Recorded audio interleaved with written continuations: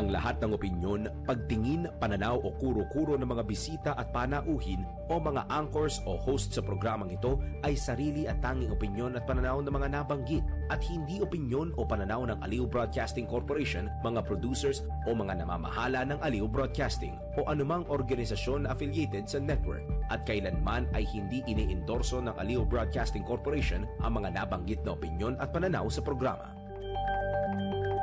Ang programang ito ay hatid sa inyo ng Petron. Petron knows you only the best.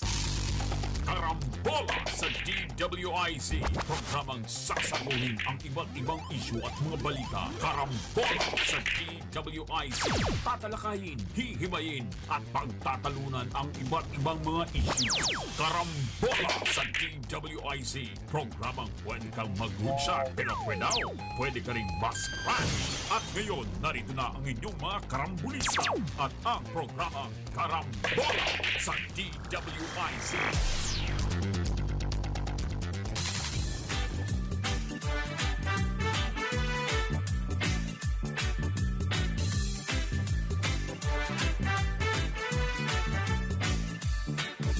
Pagising sa umaga kasabay ng almusal, nakatutok sa programang may kabuluhan.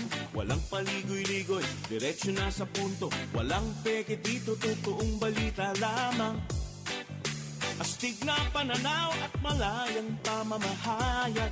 Nag-uulat, hinihimay ang mga issue. Mga kababayan, ang inyong karambulista Jonathan De La Cruz at si Conrad Banal. Oh, oh, karambola, karambola sa DWIC 882.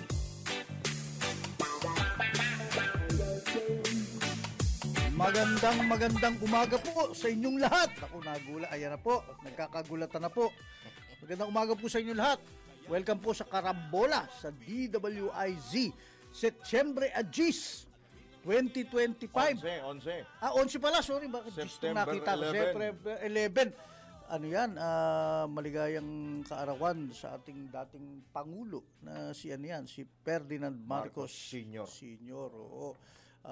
Dahil si Junior si PBBM 13. sa 13. Ano ba yung 13? Sabado pala.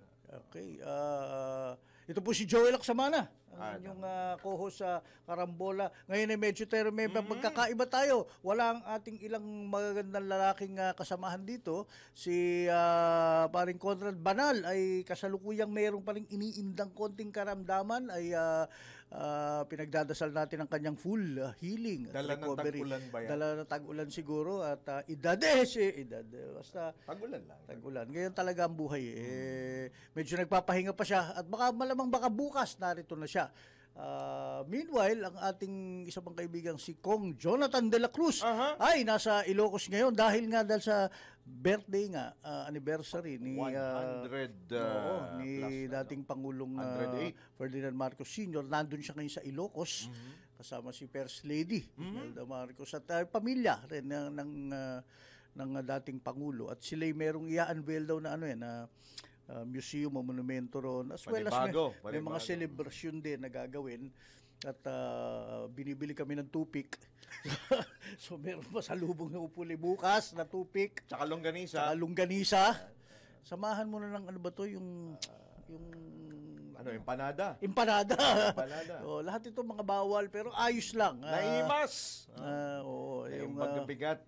Ayun, okay. So, but bilang kanilang karelyebo, meron tayong isa ditong mas magandang lalaki at makisig na si Drew Nasino. Magandang bumati ka. Magandang umaga po sa mga karambulisa, mga kababayan po natin. Drew Nasino po.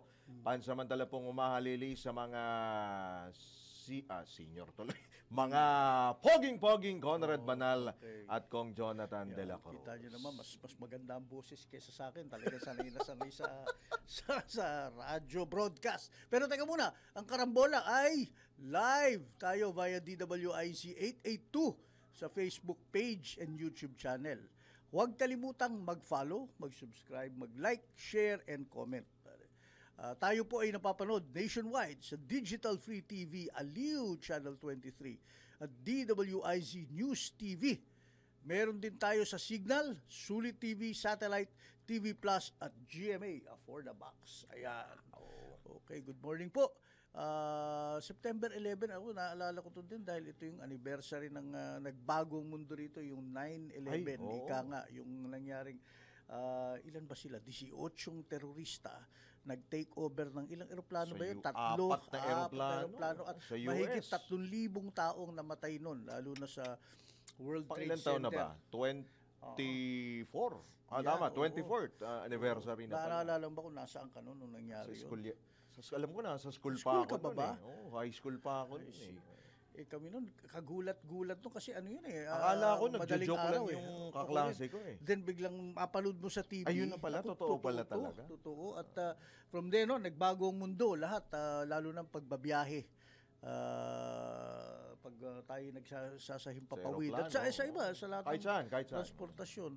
Plus, nagbago rin yung, I don't know, pakikitungo ng mga tao, racial profiling, immigration, maraming pinagbaguhan. Dahil dyan, parang bang naging masuspitsyoso ang mga tao sa kapwa-tao. Ganyan. At, pag nakakakita ng mga may balbas tsaka bigote ayun. Naiiba yung tingin nila sa mga taong may bigote at balbas. At pag mga foreigner. at laking pagkakaiba anywhere in the world, lalo na sa Europa. Ayan. At into nga, meron akong mga kaibigan na nagulat ako sa Australia, na akala ko naman ang Australia napaka welcoming and the sunny disposition ng mga tao. Hindi pala, ganun din yung mga I never knew that Hindi sa pala pagbisita welcoming ko down ron. under, ang daming Pilipino ron. Ang Marami daming ron ibang talaga. races doon, hindi lang naman puti. At ang pinaka-ironic, itong mga puti, lalo na sa Amerika o dito sa Australia. Hindi naman sila yung native talaga ron. Hindi naman sila Hindi sila yung original hindi inhabitant. sila original, pero ang tingin nila hindi, kami yung original na nagpaunlad ng bansang to. So, ganong usapan. Anyway, yun na nga, it's that anniversary. It's a dark time in world history, pero ayun ang ano. Pero yan, mapunta tayo sa kasalukuyan. Dito naman ngayon napanood mo yung mga nangyayari sa Nepal? Nagulat din ako nung nakita ko yan. First Indonesia, then yung sa Nepal, ano? Actually, na-shock ako dahil ganun pala ka-violente, karakas yung mga tao ron. Oo. Kita mo yung, yung official nila. Dalawa nakita ko. Yung isa, yung finance minister, pinlying kick sa kalye. Kinuyog. Kinuyog. Yung isa naman, hinulog sa... tatlo pala. Yung isa, hinulog mula dun sa parang embankment. Ang taas Yung pinagbagsakan niya, sabi ko, balian Buhay? Buhay pa siya. Buhay pa. Palagay ko, adrenaline na lang yun. Tumatakbo siya dahil kung hindi siya tumakbo, mukhang papatayin siya ng mga tao. And then the third one, tinatapo nila sa river. Kung saan man river yon yung mga politiko.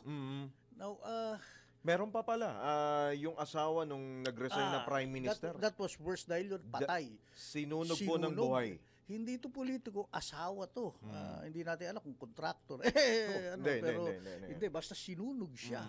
So, what does this tell us? Parang may nagbabagong pihit sa mundo. Billard di ba? Billard.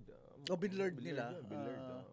And nagsimula to dahil, ganun din sa Indonesia, pero dito sa Nepal, parang nagsimula dito tinatawag nila the Gen Z, ano ba tawag ito? Gen Z protest or something. Nagsimula dahil binanyata ng gobyerno yung social media, yung mga TikTok, Facebook and all that. Pero ikaw nga, kinikwento mo sa akin, dahil may mga nepo babies din sila. Meron din sila na nagpo-post na kung ano-anong karangyaan sa social media. At yung meron din silang problema tungkol sa corruption. Malaking problema sa corruption ng mga politiko, na maraming taong walang trabaho, naghihirap sa araw-araw, and then makakapanood silang ganyan. So, ang ginawa ng pamahalaan doon, binan, ay hindi nagustuhan ng mga... Pero kinalaunan, binalik. Basta ang sabi ng mga ng mga Gen Z generation doon, ginagawa lang daw dahilan yan para itago. I-divert ang issue. attention ng mga issue. But be that as it may, bro, nagsimula ngayon sa Indonesia, and then yan sa Nepal, natatakot ngayon tuloy ang India, na kapitbahay nila na baka sumalin doon. It shows na parang dito sa mga bayang ito, whether kabataan, kasi may hindi naman lahat ng kabataan nakikita ko sa video.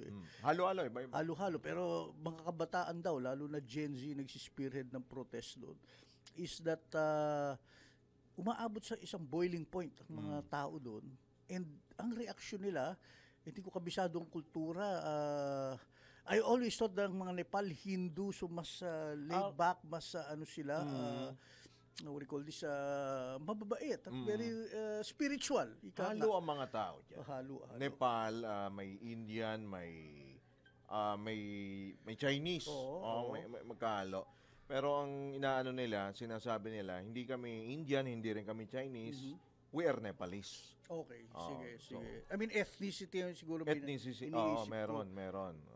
Ganun din sa Indonesia, kasi ako sa Indonesia ilang beses na ako nakapunta ron. Ang mga tao mababait. At, in fact, may mga ilang kaibigan ako nasa media rin. Kamukha nga natin yung mga Indonesian na yan. Pero here you could see there was that inner rage, inner anger na talagang lumabas. At pag lumabas pala, parang balak nilang patayin talaga yung politiko eh. And pagkalaban nila yung mga... Tinuloy na nga, di ba? Yung asawa. Tinuloyan nga yung asawa.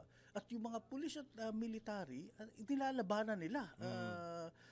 Ayun nga, yung iba, yung... Kinuyog, di ba? In fact, doon yata sa Nepal, kaya may mga namatay. Dahil... Mahigit 20 na. Oo, dahil... Siyempre, na-corner yung mga military. May mga armas to. Pinutukan na nila yung mga protester. At sinunog pa yung mga government building doon. Yung parliament building, sinunog. Yung mga bahay ng mga pinapasok. Pinasok. Niransak. Makes you think, first question ko, di ba usually, may mga security yan, may mga... Akala ko, itatanong mo, nasa ng gobyerno? The next question yan. Pero ang akin parang ang bilis nila nakapasok dun sa mga mga bahay. Mga bahay. At even yung buildings, di ba? Yung parang nakita mo talagang para magsunog ka ng malaki yung building na... Para magsunog ka ng building, pare. Hindi yung posporo lang at saka dyaryo. May dala ka talagang mga panunog yan, pare. Parang arsonist. Now, dahil na pinapanood yan, I was with a bunch of mga kabataan kahapon. Tinanong ko, kasi itong mga kausap ko, millennial at Gen Z.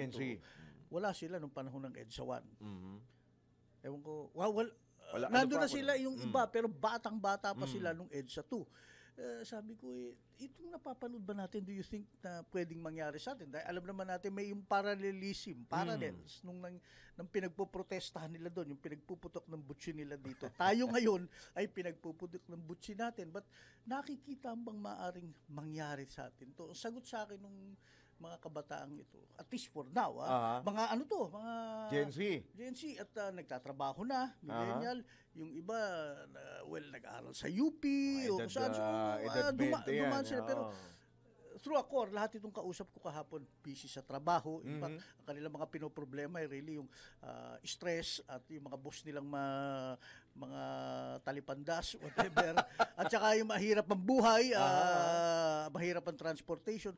Pinapanood nila, kanya-kanya silang problema. Tito Joel, pero iba. Sabi nila sa akin, Tito Joel, wag mong isipin lagi yan, nasa headline Gen Z.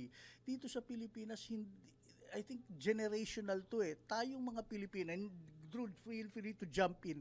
Masyado tayong mabait, masyado tayong mapagpatawad, at masyado tayong diplomasya. Hindi tayo, ayaw natin ng konfrontasyon na ganyan. Again, mahirap magsalita ng tapos. Dahil sa mga nangyayari ngayon. Bro, anong masasabi mo? At syempre, Boss Joel, iba talaga mga Pilipino. Kumbaga, meron tayong regionalism din kasi. Yun din ang natin Kumbaga, may Tagalog, may Kapampangan, Ilocano, iba-iba yung boiling point niyan. Iba-iba yung sentimiento niyan, 'di ba? Tayo. Well, yeah. Dahil din diyan, regionalism, meron tayong, kaya nga merong phenomenon na Pinklawan, Mhm. Duterte, Duterte. Marcos loyalist. Oo. Aba, hindi papayag yung mga yan na iinsultuhin o may gagawin kang masama sa kanilang mga ika nga mga leader o mga kanilang tinitingala. Yung nakikita natin doon, lulusubin mo na lang ang lulusubin yung kuta ng isang partido, parang mahirap mangyari dito. But again, hindi ko alam. Ang akin more of look, nangyari yung EDSA 1. Ako andun ako, 86, nagko-cover ako na noon medyo ako'y munting reporter na noon. Yung EDSA, kung picture it, lalo na kayong mga na Gen Z o millennial, kala mo pista yung buong EDSA, yung mula dun sa may crossing ng Mandaluyong hanggang dun sa may Krame at lagpas pa hanggang Cubao, puno-puno ng tao yan. May mga nagtitinda, may mga nagdadasal, humaharang sa tangke, may kumakanta ng mga... Iba-ibang ginagawa niya. And I remember, Mapayapa yan. Yeah. Kaibigan ko noon naging Secretary of Health. Teka, sino nga ba to? Basta, andun siya, nagtayo siya ng clinic para first aid dun sa may parte ng White Plains. And he said, this is the Filipino style of revolution. Yung bang ganun... Peaceful revolution. And there was one stressful time, second day yun, biglang dumating yung mga helicopter. Akala na namin, nandun kami sa may gate ng, Aguinaldo pa noon, bago sila lumipat kasi nakita ni Pangulong, at that time hindi pa siya presidente, si FVR, tsaka ni dating si JPE, dating Secretary of Defense, na hindi defensible ang Aguinaldo kaya sila lumipat. Pero bago nun, nagdatingan yung mga helicopter, yung pala sila General Sotelo to ng Air Force, lilipat pala sila. Yung bang umanib sila sa kabila. But at that time, akala namin, tepok na tayo, yung tutuluyan tayo nito kasi we really felt na si President Marcos, sila General Ber, ay talagang lumayas kayo dyan at balak namin kunin to mga rebelde. Hindi nangyari yun. But that was one time nagkaroon ng takot. The next day, a couple of days later, labanan na sila sa Channel 4, sa kudeta na yan. Nagkapatayan na. But what I'm saying, it was generally peaceful. Nung EDSA 2 naman, ayan, medyo nagkasakitan dyan. Kasi, matindi yan. Kasi that was the time na parang bumabalik yung Marcos loyalist at yung mga loyalist ni nagsunog din. Nagsunog din. At doon, may violence dyan. Yan hindi ko gusto yung nakita. Mga pinagbabato. Kasamahan natin sa media, tinamaan din doon, di ba? Sinasapak ng mga pulis yung mga loyalist. Yun there was a bit of but it was still parang yun na nga, sinasabong regionalism. Meron sila yung dahilan kung bakit siya galit, and it was not necessarily code word na lang yung mga corruption na gano'n but here, yung napapanood natin sa Nepal, sa Indonesia, lalo na sa Nepal, it's mas violent. And nakakatakot definitely kung naisip mo na ang sabi lang, ang Pilipino hindi ganun kalaas yung kulo. Ika nga, pag nagsaing ka yung kukulo na ganun. Matagal tayo. Matagal pa tayo bago kumulo. Bago uminit. Pero nakakatakot pag kumulo daw ang Pilipino. So, at sana nga ayaw nating umabot sa ganun. Again, okay, siguro forgiving tayo, mapagpatawad, yung sinasabi natin sa Tagalog, mapagparaya.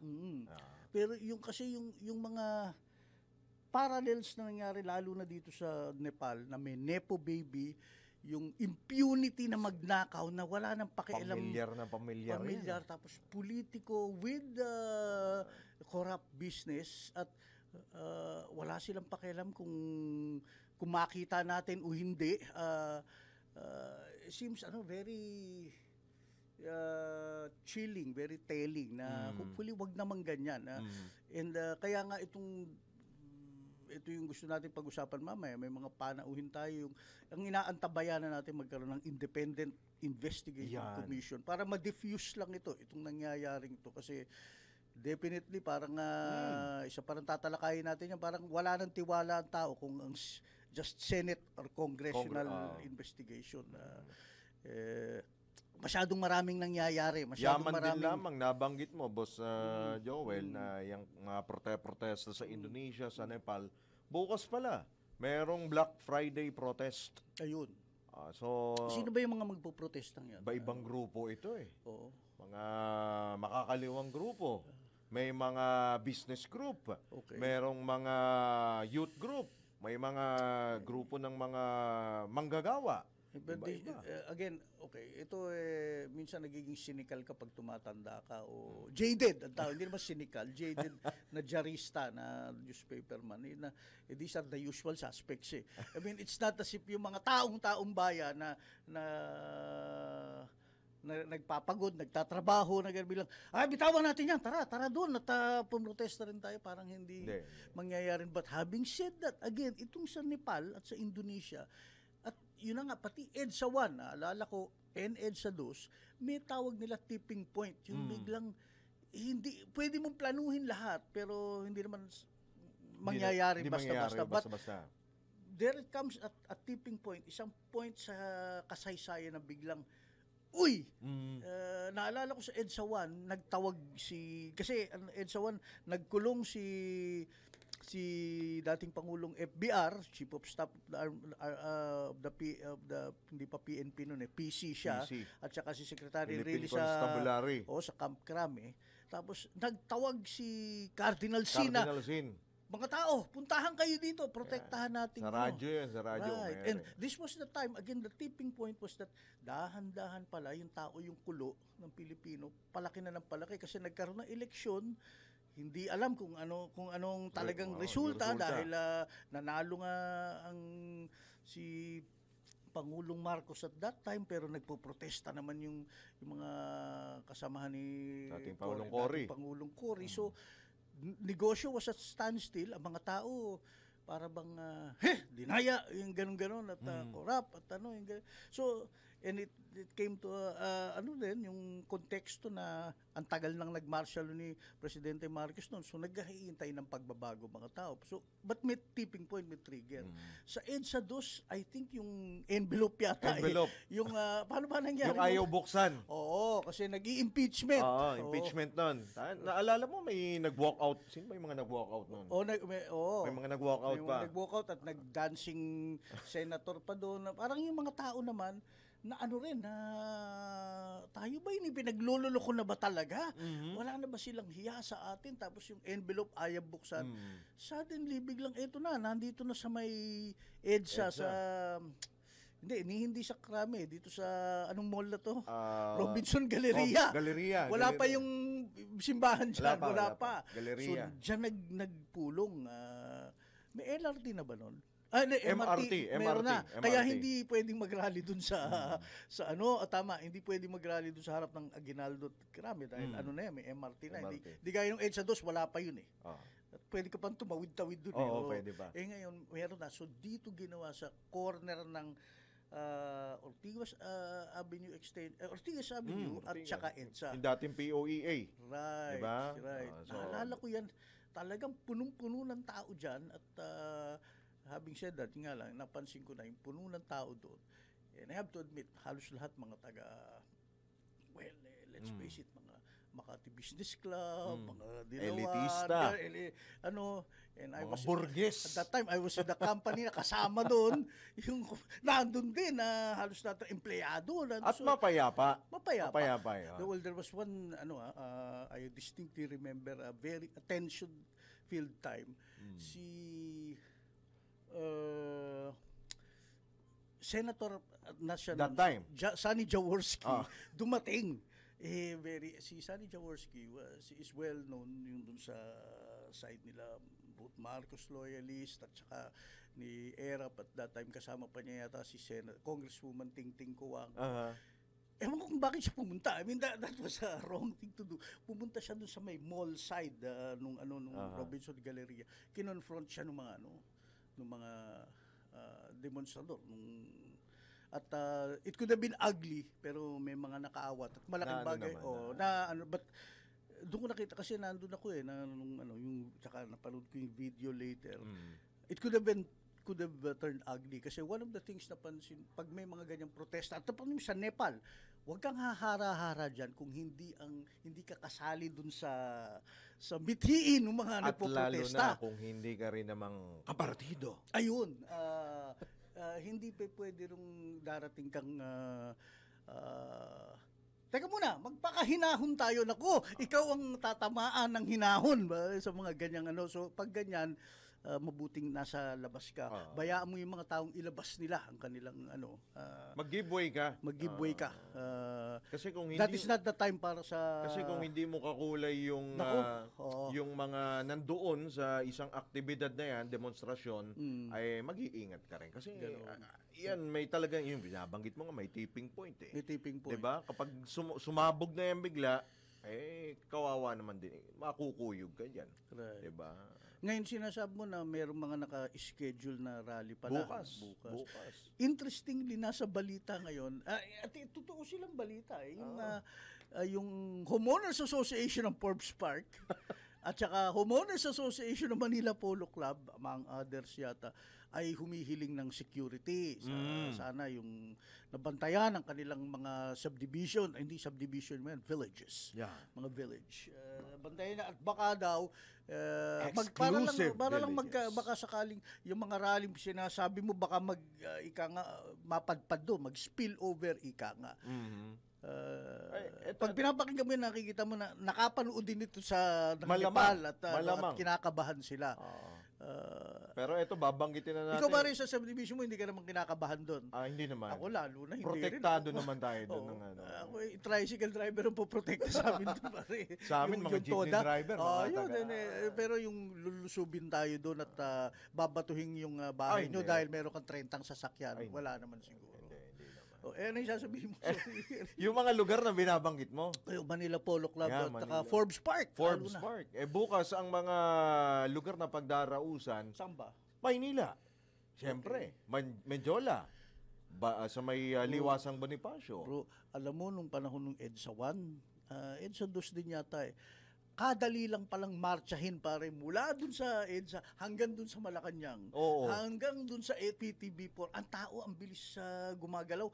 Pare, wala pang cellphone nun Wala pang messenger, wala pang maluwag pa. Paano ba kami nagkakakontakan nun? Maluwag pa nun that time. Wala kami mga media nga, yung gahiganting walkie-talkie yung dala namin na yung baterya ubus na pagkatapos ng 30 minutos. Yung bang so i-charge mo pa na so amazing pare paano na nagagawa nun. Now ito hindi mo masasabi bro lalo na sa panahon. Huwag tayo magsalita ng tapos. Ayoko naman magsalita ng tapos pero pag nakakapanood ka nga gaya nung nandun sa nangyari sa Nepal at saka sa Indonesia and then makikita mo yung mga parallel na issue na pinaglalaban nila. Almost the same. Halos pareho-pareho Almost the same talaga. kaya nga sana merong mga hakbang na dapat magawa ang ating mga mga nasa mamaya, ano natin yan? Talakayin natin. Pero sa ngayon, 8:30 po ng umaga. Time check muna. Sinesenyasan tayo ng ating direct dyan. Karambola sa DWIZ. Aliw 23. Babalik po kami. Magandang umaga po. Nagbabalik po ang Karambola sa DWIZ. Aliw 23.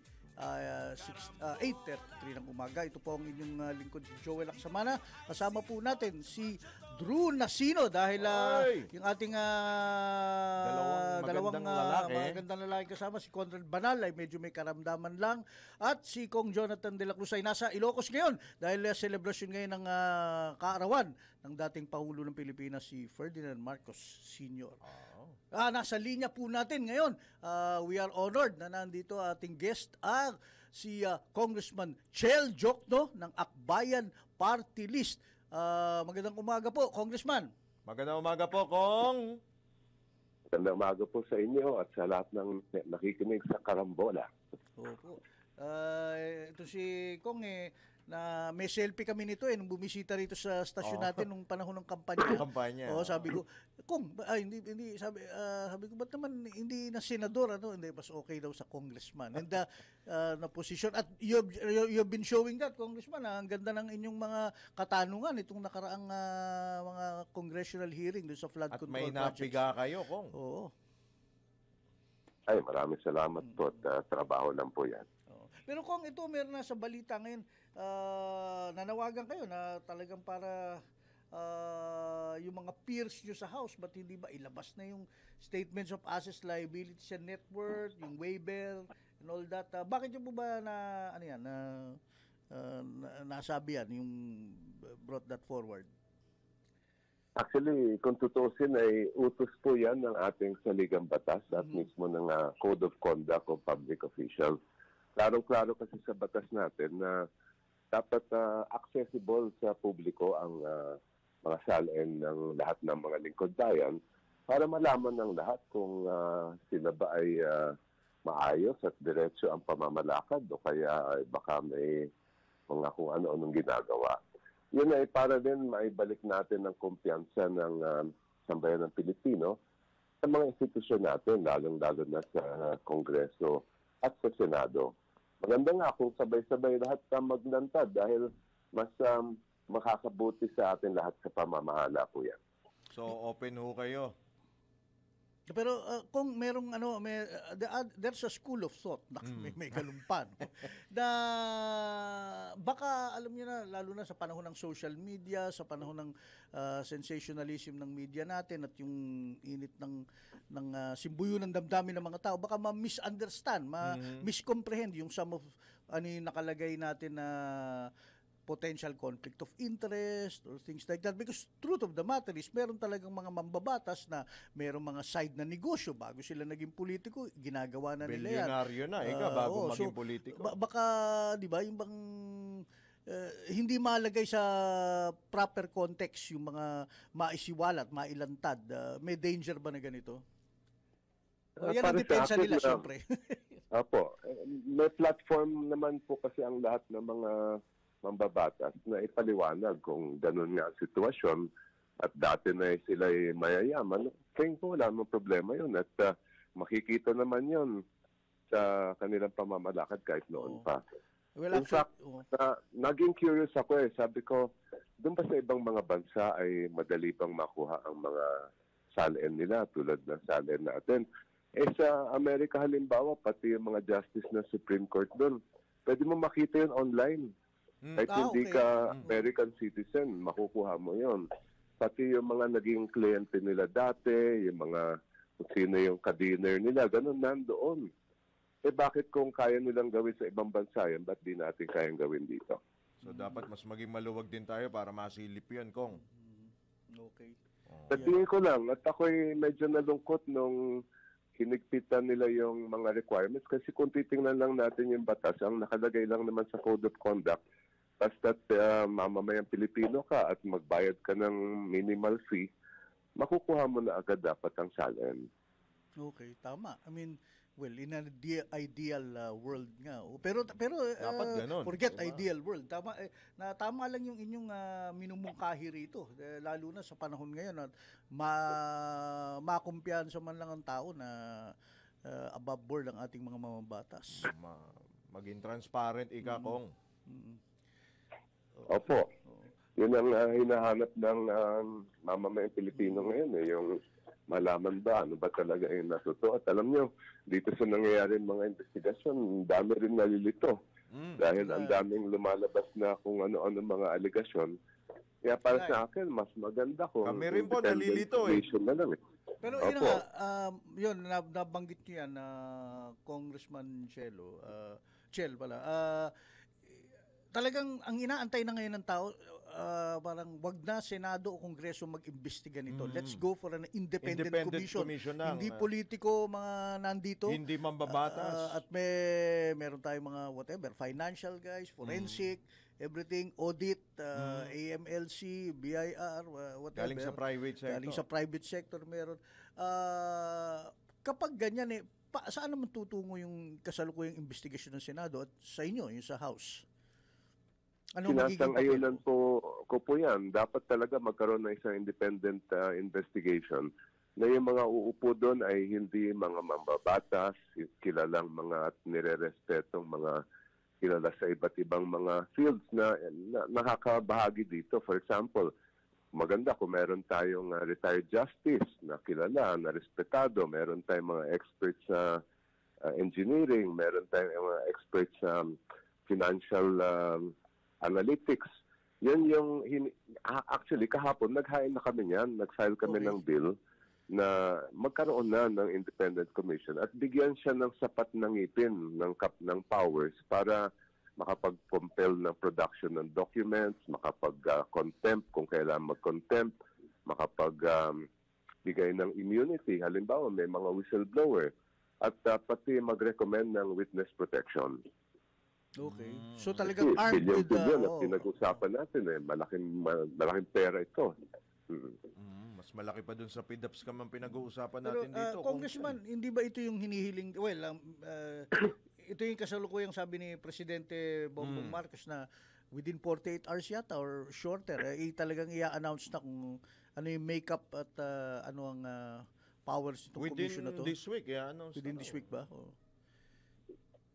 Yes, sabi nga po, i-announce na this week. Okay yun, magandang hakbang po yun. Pero maganda rin kung meron suporta ng ating Kongreso dahil pagka Congress ang nag-create ng commission, pwede siyang bigyan ng mga powers na hindi kayang bigyan kung Pangulo lang po yan. Opo. Like for example, Halimbawa, yung pagbibigay ng yung tinatawag namin sa batas na use immunity for witnesses na sangkot din pero pero may tuturo nila yung mga mastermind. Kailangan natin yon. Yung pati yung issue ng pagbibigay ng contempt ay Kongreso lang po ang may kapangyarihan yan na magbigay ng ganyan power sa isang komisyon. So, yung mga ganyan, pati po yung pag-cover, let's say, ng witness protection. Dahil, di ba, meron tayong batas na witness protection law. Galing din Kongreso po yan. Congress din. Congressman Chel, during the hearing ng Congress, there was one point there, there were a lot of points there na maaaring pag-usapan. Pero there was one point, si Director Alcantara ba yun? Director ba siya? Dating he was asked na willing ba siya na ilabas ang kanya yung bank secrecy, yung waive niya. Sabi niya, yes, I'm willing, but at this point in time, I would rather something yung decline or something. And right there and then, wala rin palang magagawa yung House committee with regards to that. I mean, you can cite him for contempt, which hindi nyo ginawa dahil nagtimpi kayo sa mga contempt citations apparently nung araw na yun. But mangyayari ba sa independent commission, maaari i-compel yan yung mga Posible ganyan? ba yun, Kong? Actually, kung bank secrecy kasi, nandyan pa rin hindi pa rin naamendahan yung batas natin. Kaya ang tanong ko sa kanya, kayo ba ipapayag na mag-waive ng inyong bank secrecy? Okay, yata nagtanong nun, sorry. Oo. Wala akong narinig na sinabi niyang willing siya. Sa end of the day, sabi niya, hindi siya papayag. Okay, there you At go. tinanong ko rin siya kasi sabi ni Mr. yung dating ADE, si Hernandez na Si Bryce, pero sila makakomunikasyon sa cellphone. So tinanong ko din siya, kung talagang wala kang ginagawang labag sa batas, papayag ka ba na makita natin yung cellphone records niya para mapatunayan na wala kayong kausap na kung sino man tungkol dito sa mga flood control? Ayaw din niyang pumayag. Okay, sa independent commission, these kinds of questions can you compel na ang isang resource person or whatever sumagot dito? Actually, meron na tayong batas niyan galing sa Supreme Court, yung Rule on Cyber Warrants. Ang nakalagay dyan, basta't meron mga offensa kasama ang corruption doon na ginamit ang electronic o computer device sa pag-commit ng crime, ay pwedeng humingi ng cyber warrant sa korte para ma-intercept ang mga communications sa electronic device o kaya makuha yung datos na nakasave sa kanilang computer o cellphone. So kung may halimbawa, may makita ang komisyon o kahit ang Executive Department, Department of Justice, Office of the Ombudsman, pwede na silang diretsong humingi sa court ng ganong klaseng warrant at pag inisyo ng court yan, pwede na buklatin There you go. yung kanilang cellphone. A judge, a court has to issue those Kailangan warrants. ng court order. Opo. Kong Chel, dahil anytime this week, kung i-announce na ni Pangulong Bongbong Marcos yung composition nitong independent commission, kung sakaling sila ay tumuloy na sa kanilang trabaho, paano yan ang magiging trabaho ng Kongreso? Magiging redundant na rin doon sa Independent Commission. Tuloy pa rin ba kayo sa investigation? Ano magiging next role nyo Yes. pag sakaling nagkaroon ng independent commission? Ako mismo, kung tatanungin yung aking personal na opinion yan, ay it would be more prudent. Mas maganda sana kung wag munang tumuloy. I-defer muna ng Kongreso yung kanilang investigasyon. But actually, kung tutusin, pwede naman ituloy dahil iba ang layunin eh. Okay. Ang purpose ng congressional at Senate investigation in aid of legislation. Yes. Kaya lang, sa nakikita natin ay parang nagtuturoan yung mga witness, 'di ba? Pag nasa Senado may tinuturo nasa Kongreso, pag nasa Kongreso may tinuturo ng mga senador. Oo. Kaya dapat nga independent commission na ang mag-imbestiga diyan. Pwede naman defer lang muna ng let's say ng House of Representatives ang investigation kung ano mga lumabas na findings nitong independent commission ay magagamit 'yon para makapaggawa ng mga batas na para hindi na maulit yung ganitong klaseng sobrang grabe na corruption. Okay. Kung Chel, ito kanina pinag-uusapan namin ni Paring Drew. Matanong lang sa inyo, merong mga pangyayaring nangyayari sa mga ilang kapitbahay natin. Nagsimula sa Indonesia, and then yun sa Nepal. The parallels sa nangyayari ka ng mga sitwasyon dito sa atin are kind of chillingly similar. Meron ba kayong, anong masasabi nyo rito? Kasi I asked this in the context na may mga kausap po mga millennial at Gen Z kahapon. Sabi nila, ay Tito Joel, mahirap mangyari sa atin yan. Tayo mga Pilipino, iba ang ating boiling point. We are forgiving, mapagparaya tayo at diplomatiko. At siguro may ano pa rin sa authority. Ano masasabi nyo? Well, sana nga hindi mangyari dito yan. Pero at the same time, wake-up call ito sa lahat ng mga makapangyarihan na dapat maging mas transparent tayo, dapat maging mas maayos ang pamamahala natin para hindi na rin magkaroon ng ganyan na posibilidad. Nakikita naman natin kahit sa kabataan natin, ang daming nagtatanong, bakit tayo umabot sa ganito? Ganito na lang ba ang Pilipinas na hindi na magbabago?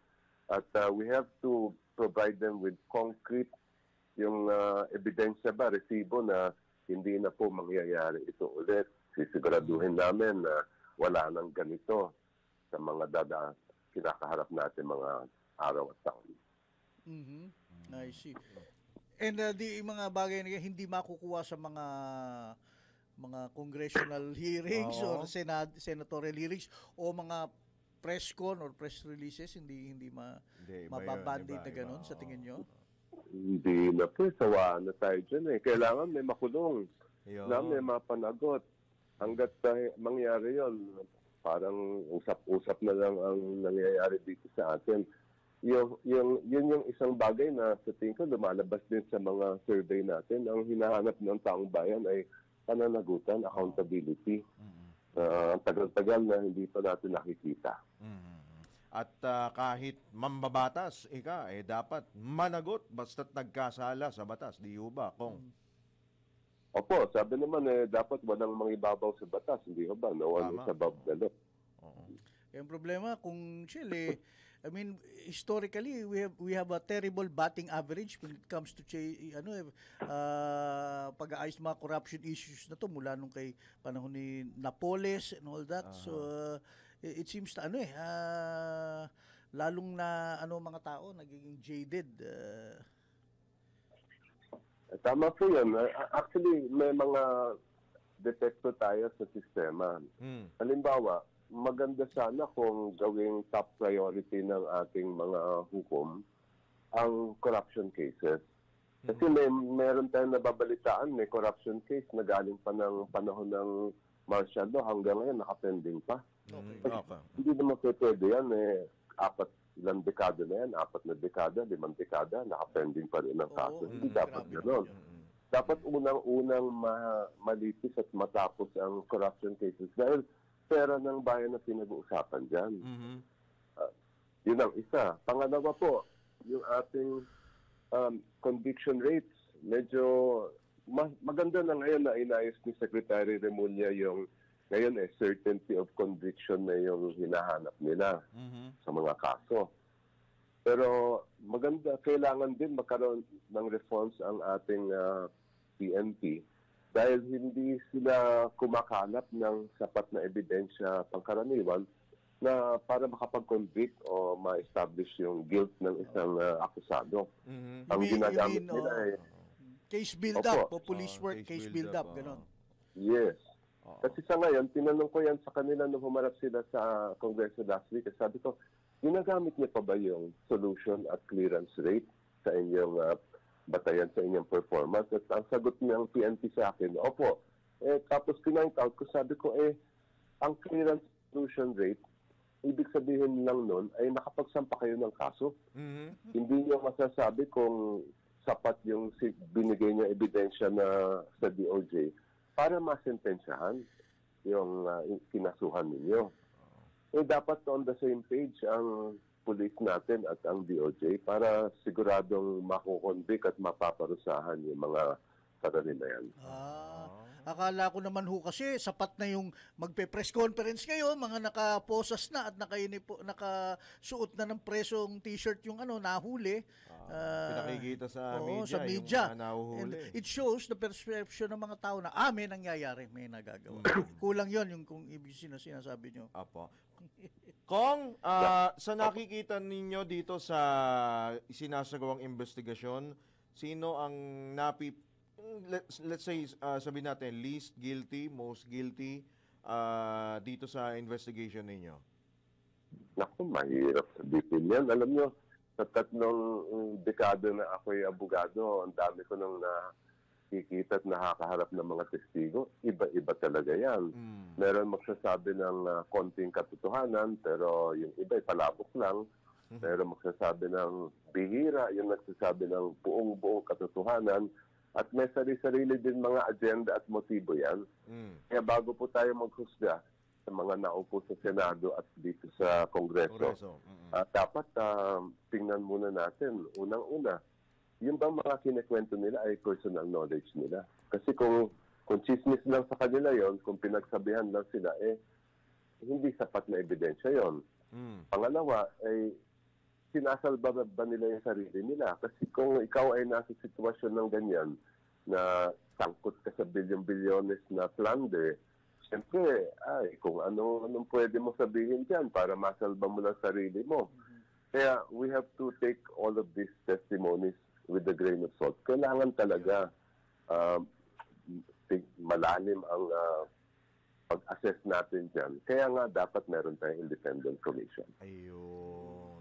Kung siguro huli na lang ito, well, unless may tatanong pa si Drew. Ako I want to get to the nub of things lalo na systemic daw yung problema natin sa corruption. At maraming problema naman talaga kung bakit nangyayari ito. But there is mga nagsasabi na baka ang kailangan talaga ay ratifikasyon ng ating constitution talaga. Yung 1987 constitution make amendments and revisions to this na para talagang ma-address. Total overhaul na ba yan? Well, yeah. But para gawin ito, kailangan talaga, again, hindi mga mababatas kung hindi yan independent constitutional convention. Yung mga dating ginagawa, ba yun, yung mga signing ng mukhang hindi ubra yun Pa-signature. Yung mga pa-signature. PI, Anong PI masasabi nyo rito? Is this viable? Is this doable? At kailangan ba natin gawin to? Kasama po sa platform namin sa Akbayan yung eventual na pagbabago ng ating konstitusyon. Pero ang aming concern lang ngayon ay pumapasok kasi yung mga politika at yung mga personal na agenda. Kaya maganda nga yung Constitutional Convention. Maganda rin na i-schedule natin yan. For example, kung magpasa tayo ng batas na starting after this term magsimula yung Constitutional Convention. Para walang pwede magsabi na sinasakyan nyo lang yan para buksan na halimbawa yung term limit. O kaya, di ba yung mga gano'n, buksan yung sa mga foreign investment. That way, makaka-assure tayo na ang layunin lang at ang interest lang din ay pagandahin yung mga nilalaman ng konstitusyon natin. Ako mismo, meron akong gustong i-amenda dyan yung pag-a-appoint ng mga members of the judiciary at ng prosecution. Dahil lahat yun ay nasa kamay ng isang tao lang. Si Pangulo lang ang nakakapag-appoint yan. Ang nagiging problema ay parang nagkakaroon minsan ng utang na loob sa kanya. Okay. Di ba? Ang kailangan natin, independent ang ating judicial department. Exactly. Pwede, baka naman pwedeng pagbotohan na lang. Right. Diba? Pero ang dami nun, di ba? Dami yan, oo. So, yun ang iniisip nyo. Meron kayong mga concerns na baka magamit sa politika and all that. Yung pagbubuo ng isang constitutional convention na independent, na ano. Talagang independent. Walang halong... Wala. Lalong politiko. Di ba? Right. Apo. Opo, dapat talaga. Apo. Kung last na lang sa on my side, ano po, ano ho ang payo po ninyo sa publiko, sa amin po, sa Madla, sa mga isinasagawa pong investigasyon po na ito diyan po sa Senado, sa Kamara, at syempre, ano rin po ang, of course, ang inyo pong ma-advise dun sa mga millennials, sa mga Gen Z na rin, para maiwasan natin yung... In short, Kong, how should the public Yes. look at this, yung mga nangyayari ngayon dito? Frustration, galit, analysis, ano masasabi niyo po? Yung siguro huling mga salita niyo. Sana po tuloy-tuloy pa rin yung pagmamanman natin sa nangyayari at mapagbantay tayo sa pera ng bayan dahil yan ang pinag-uusapan dito. At the same time ay tingnan din natin at maganda manawagan tayo na lahat ng nakakaalam ng kung may ebidensya man ay humarap at sabihin na lahat kung ano talaga yung nangyari dito sa mga flood control. At hindi lang sa flood control projects dahil marami rin issues sa mga kalsada, sa ibang mga infrastructure na kailangan maayusin ng ating pamahalaan. Once and for all. Yes, and yung wag natin sana nakakalimutan ay yung pananagutan para naman may masampulan dyan at maibalik ang kumpiyansa ng sambayanan sa ating pamamahala. Alright. Okay. Maraming salamat, Congressman Chel Jokno, Akbayan Party List. Sa uulitin, thank you very much, Kong, sa inyong Salamat sa aming po. anyanya. Opo. Thank you din. Mabuhay po kayo. Opo. Good luck po sa inyo, Kong. At sa mga susunod pang pagdinig. Ingat po. Salamat. Yan, si Okay, good. Congressman Maraming Chel Jokno, ang kinatawan po ng Akbayan Party List. Right, Malinaw. Well, that's good. I mean, ang kanyang mensahe talaga sa atin, maging mapagmanman pa rin. Dahil buwis natin to eh. And a lot of us pa rin, nagtatrabaho tayo nagpapagod tayo sa araw-araw para sa magkano, and then makikita natin itong mga nangyayari na ang buwis natin kung saan-saan pala napupunta or wala palang pinupuntahan. Ikaw, anong pakiramdam mo, nakita mo yung tumpok-tumpok na pera doon sa mesa? Pagkatapos kasi ng ikaltas sa iyo yung buwis at makikita mo yung buwisit naman. Buwisit naman. Kaya hindi mo masisi yung tao, and then makikita mo yung mga anak nito mga kontraktor or namamasyal sa politiko, ibang bansa tapos yung kanilang mga private jet. ari-arian. Later we can talk about that kasi may nakausap akong psychologist na sabi niya baka meron pinagdadaanan lang itong mga Nepo babies kaya ganyan din daw. Pero ingat pa rin kayo, tingnan niyo yung nangyari sa Nepo baby sa Nepal kaya pala. Oo nga pala. Boss Joel, hindi natin inuudyukan ng sino man. Lilinawin lang natin inihingi lamang po namin ang pulso po ng mga kababayan po. Kasi may tumawag po. Salamat po sa inyong paalala na baka daw kayo naman dyan sa Karambola, parang bang dinadalangin nyo pa na nangyayari sa Nepal at Indonesia. Kinukumpara lang po namin. Oo, kasi pag tayo namang medyo tayo mabulaga na lang, hindi natin napag-usapan to na meron tayong mga suliranin sa bansa na wonder of wonders, kapareho nung nangyayari sa ilang kapitbahay natin at tingnan mo yung nangyayari sa kanila. So siguro tama si Chel Jokno, si Congressman Chel, na wag sana hari nawa wag mangyari sa atin yan, pero kailangan may gawin tayong mga hakbang. Maghanda ho tayo. Maganda ho tayo at kung ating so-solve na yung problema sa pamamagitan ng isang honest to goodness independent commission, talagang fact-finding at case build-up at mag-sample talaga ng ilang merong sala. Dapat meron talaga.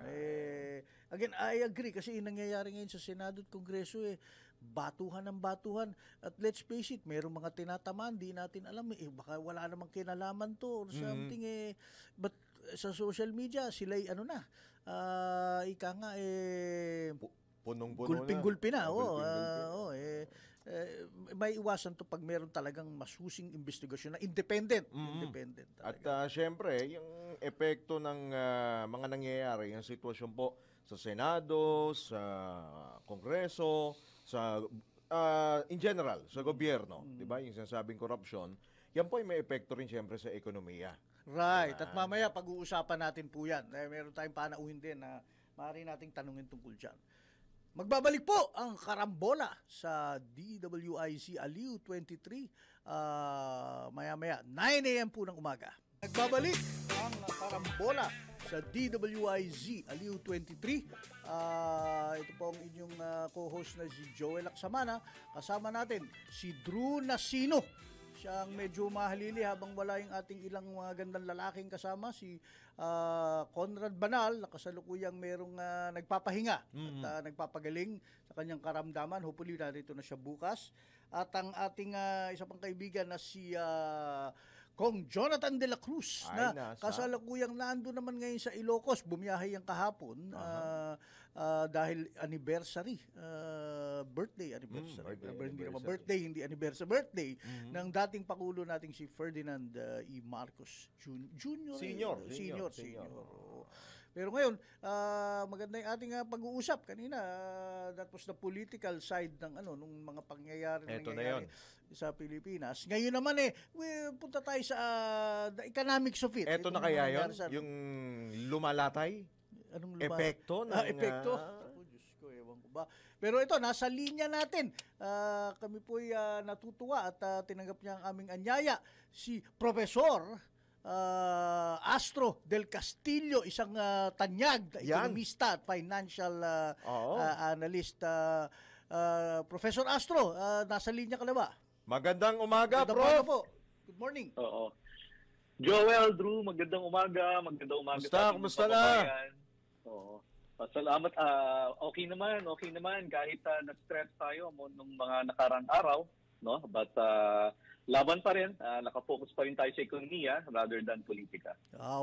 Tama naman. But having said that, minsan kadalasan hindi maiwasan ang politika ay nakakapekto sa ekonomiya. Now, itong mga nangyayari ngayon, kabilang investigasyon ng Senado at Kongreso with regards dito sa maliit lang actually ito, yung flood control projects. I mean, we should talk about other infrastructure projects, pero dito sa flood control projects sa ngayon, ano ang epekto nito nangyayari sa tingin nyo sa ating ekonomiya? Oo. Well, itong bagong scandal na ito ay talagang nakakalungkot, no. Definitely may economic losses to, may impact sa growth ng ating ekonomiya sa kadahilanan na ghost project pala to no. Wala talagang proyekto na napuntahan yung pera ng bayan, no. Supposedly ito ay for economic development and yet ito ay napupunta lang sa ilang bulsa, no. So definitely may impact to sa ating ekonomiya, sa ating pag-unlad, no. Itong scandal na ito may long-term effect rin to, no, na di-disrupt yung infra development natin. Instead na hindi tayo bahain, mas gumanda ang ating traffic, no. Ito ay nagpupunta sa corruption, no. It also affects yung investor confidence, no. Na hindi maganda. Narinig na natin yung pahayag ng South Korea, exactly, no? Kahit medyo may response ang ating bansa, no, nagre-reverberate na hindi lang dito sa ating bansa yung epekto niyan, no, pati sa epekto sa panlapas. So anong takot namin, no? Yung epekto talaga sa ekonomiya moving forward. Paring Astro, itong nangyari sa South Korea, nabanggit mo, nung narinig ko to kahapon, I was a bit well curious dahil usually mga ganyang klaseng and you would probably agree with me na napag-uusapan to, there are channels in which if there's a loan that's not pushing through o hindi pala nagkaiging isang negosasyon, di ba, may mga paraan, may mga channel na Diplomatic channels diplomatic pa or dapat. corporate business Yes. channels or government to government channels para ayusin yan. Hindi yung biglang the South Korean president in a Nakita. Facebook post, parang aray ko parang Sokmed lang yung ano eh. oo, sa Sokmed tinira eh.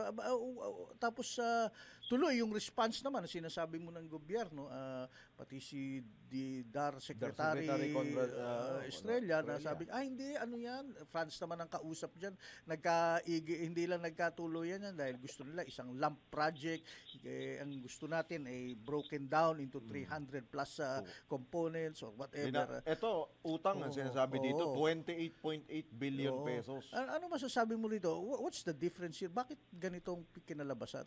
Tuloy, akala namin nung nagsasara kami ng pahina ng business pages kagabi na ano ba to, kuryente ba to?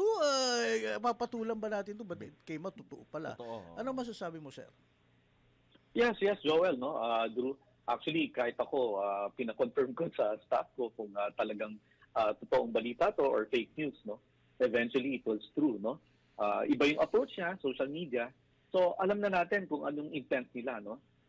Number one, of course, to protect yung Korean resources.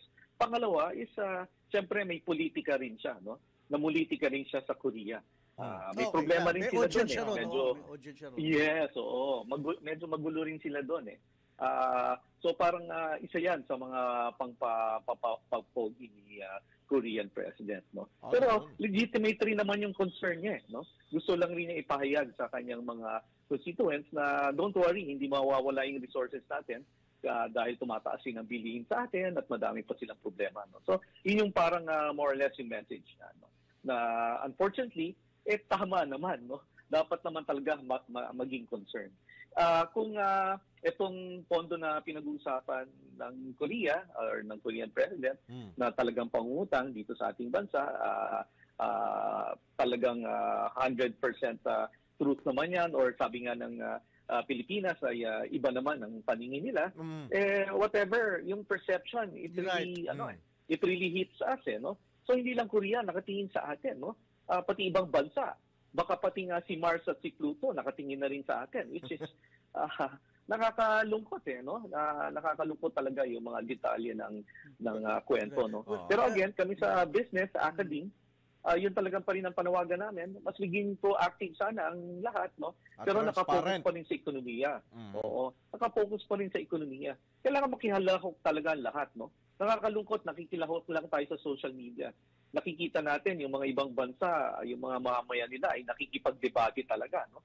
Sa halls of Congress, no? Iba naman yung usapan, yung mga nanggugulo, no? Yung mga nangyari sa Nepal, binugbog yung mga sekretary nila, no? Mga cabinet secretaries nila, sinunog at pinatay pa yung asawa, no? Yun, ayaw natin marating yun. Of course. Pero dapat mas maging proactive tayo, no? Para malimit naman yung losses at yung impact sa growth and mas mag-focus tayo what to do next. Prof, hindi ba makaka-apekto din ito sa iba pang mga, let's say, iba mga proyekto natin? Halimbawa, Japan, di ba? Ayan, Japan talagang ano natin, di ba? Partner talaga natin yan, di ba? Ang Japan. Correct. Definitely, ano yan, sabi nga natin kanina, talagang Korean president na mismo ay nagsabi, no? Definitely, mapapansin yan ng ibang partners natin, no? Lalo na hapon, no? Na isa sa mga pinakamalaki na ODA assistance sa atin, pagpapahiram ng pera, pagbibigay ng grants, no? Ngayon, magdadalawang isip yung mga yan, no? Hindi lang siguro dalawang isip, maraming beses nilang iisipin. So, hindi maganda. Alright. So, other than that, hindi hindi lang naman Japan ang partner natin, 'di ba, Boss Joel? Hindi, well, yeah, in that Marami pa context tayo. na tatanungin ni Drew sana. Ikaw, Astro, matagal na tayo magkakilala. Tuwing usap tayo, you've flown in from somewhere, whether it's in Southeast Asia or Korea or Europe, Japan or oo. Europe na, meron kayong presentation about investment prospects in the Philippines, ganyan. Itong lahat ng nangyayaring to, I mean, ito sa atin, I mean, let's face it, lahat naman ng bansa may mga problema eh. You as an economist, when you try to explain this to them na, no, this is just how do you explain it? Na ito Isolated case. Isolated cases. Basically, we are on the right track in terms of we are on top of it. on top of investing. Manageable. How do you explain this para yung mga hindi naman yung perception ng mga investors sa atin hindi ganun ka sama, ika nga? Yes, Joel, no? Maganda katanungan 'yan. Sa totoo lang, nahihirapan na ako, no? Nahihirapan kami. Oo. Mahirap talaga kasi nasa financial capital markets yan ang bread and butter namin. Okay, Trust is very important, no? Yung integridad namin. Pag nang bola kami, nagsinungaling kami, para na rin kaming mga ibang tao sa gobyerno, no? So kailangan honest tayo sa investors, hindi lang sa foreign, no, but also sa local. So anong realidad? So sinasabi namin itong sitwasyon na to, ano 'tong nangyayari? Anong ginagawa ng gobyerno? Anong ginagawa ng pribadong sektor para magtulungan, para maayos ito, no? Pero nakakalungkot lang ay yun pa rin ang lagi nating ginagawa, no? Yun pa rin ang laging kwento natin. Hindi na nabago. Magmo-move forward tayo, urong-sulong tayo, no? And also hindi satisfying talaga yung solusyon. Dapat talaga satisfying. Actually, mas dumami pa nga yung comment nila na naging experience sila dito sa ating bansa, no? Itong mga foreign investors na to, no? Yung paghihingi na lang ng business permits, no? Ilang buwan, taon, Right. bibilangin, 'di ba? Talagang naungkat tuloy, no? Naungkat. Nalulungkot sila na hanggang ngayon hindi pa fully digitalized ang ating gobyerno. Sa ibang bansa, pag mag-apply Ang bilis ka, nun. mabilis. So, ilang araw lang or oras ang pinag-uusapan. Dito talagang pinipilit na hindi tayo ma-digitalize, no? Dahil siguro nga, alam mo ang cost of inefficiency ay corruption, no? So, ang hirap talaga Walang kita idepensa, no? Pero naniniwala pa rin naman tayo at naniniwala pa rin sila na talagang mayaman pa rin ang ating bansa. Yun nga lang, talagang itong kayamanan ay napupunta lang sa iilan. No? So, naniniwala pa rin naman tayo at napapaniwala naman natin sila na may maganda pa rin oportunidad dito sa ating bansa. Yun lang, pag hindi natin inayos, ay may iwanan naman tayo sa kangkungan. No? We have to walk the Alam mo, talk, ika nga. Yes, so Drew and Joel, actually, kahit itong nangyayari na ito, no, mas nakakalungkot nga, no, itong scandal na ito, no, positibo pa rin naman ang pananaw namin sa ekonomiya. Moving forward, no, until 3 years down the road, no. Kasi andyan na yung yung so-called economic infrastructure na nakaka-sustain sa ekonomiya. Ang kinalulungkot lang namin ay maiiwan tayo ng ibang bansa na naman, no. In terms of growth, no, at baka dumami na naman yung mga mahihirap, which will eventually lead again to insurgency, no, at yung galit sa gobyerno na hindi maganda sa isang pag-unlad ng isang bansa. Pero speaking of the government, I mean, sa iyong mga pitches or spiels when you're overseas, definitely the silver lining here is we have a president na who seems lalo na nung huli niyang SONA ay he was the one who triggered all of this na magkaroon ng investigasyon talaga sa mahiya naman corruption. kayo. Mahiya naman kayo, although I don't know how you translate that pagkausap mo na mga sa mga investment forums, but still, di ba? May bagong DPWH secretary, and then we are merong dev team na is looking at all these yung ating investment but at the end of the day we have a president who seems serious about really in the last 3 years of his term to really to try to put the country on the right footing, on the right direction. Ito ba'y pwedeng i-package o does this sound to motherhood for comfort? Well, Joel, Drew, no? Sorry for well, putting you on the maganda spot, Professor. Hindi, okay lang, Joel, no? Drew. Actually, maganda naman yung inisyatibo, no? Sinabi ng ating presidente. Pero yung sinabi mo kanina, walk the talk is very important, no? Nung pumutok to sa itong scandal na ito, yung mga messages nga na nakuha natin doon sa mga foreign investors at yung maglalagay pa ng pera dito, ay tinanong rin ay kamusta na pala yung issue sa mga Marcoses nung nakaraan. Naalala pa nila eh. Di ba? Naalala pa nila. So very important talaga yung walk the talk, no? Naungkat pa yon. Pero actually ako ayoko na ungkatin yun eh. Pero ang sinasabi lang nila, ang ingredients kasi talaga ng sincerong pagpapaunlad ng bansa ay number one, yung totoong political unity, no? Pero lumalabas ngayon, alam mo na, it's really, they're looking at 2028 eh. Yung mga adipores ng presidente, no? Which ina-undermine siya eh. So kaya talaga yung walk the talk is very important eh. So again, maganda yung sinasabi niya, maganda yung objective, no? Pero iba yung nangyayari at nararamdaman on the ground. Eh. Sabi kahapon or yung mga nakarang araw ay talagang may taint pa rin na political fraction na malaki na nakatingin pa rin sa 2028 rather than sa ekonomiya. Dapat ang pinag-uusapan na natin is okay, ito may problema to, pero how do we solve it? Lavinia na for the next few months, no? Paano natin poprotektahan yung baha? Napag-usapan na ba yan? Dahil wala ghost project, malaking baha. Paano masosolve yan? Napag-usapan ba yan? Hindi.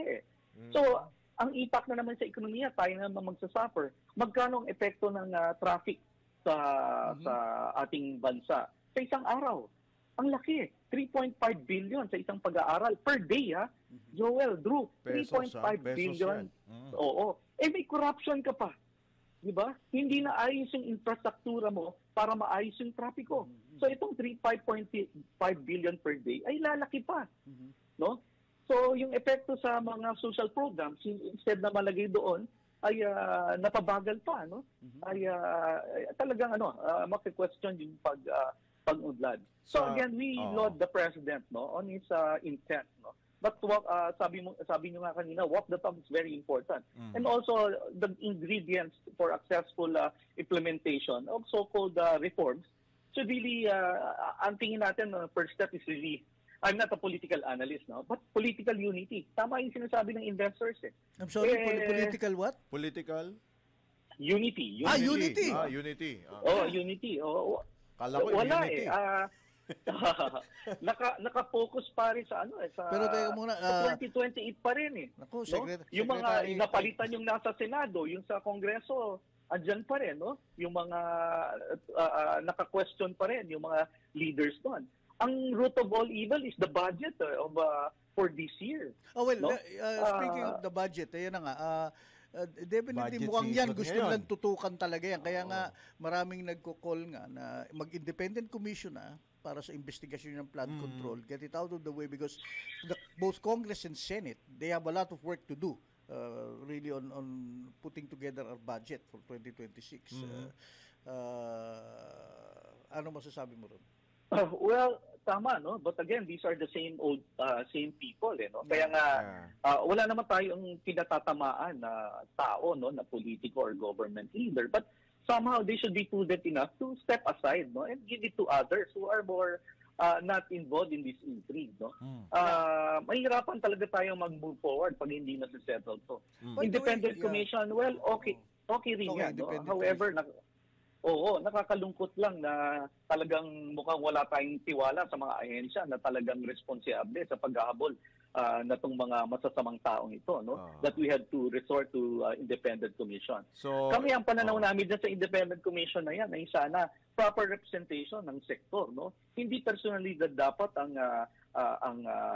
representasyon yan. Dapat may representasyon tayo sa legal. Yan. Like for example, IDP, yung mga sinong pwedeng iatas ng IDP na mag-represent sa commission na yan. Sa academe, di ba? Sa mga state universities, yan ang mga isa dyan, representante. Sa finance, no? Finance sector. Yes, Phoenix, no? Para talagang walang bahid. Kasi itong mga organisasyon na to ay mataas ang integridad. Lumabal ng People Power 1, People Power 2, may interest sa ekonomiya, may interest maganda reputasyon locally and internationally, no? Dapat ganun. May Prof, even media. Oo, no? Prof, Yeah. pasintabi, ano? So okay lang na mapabilang ka sa Independent Commission kung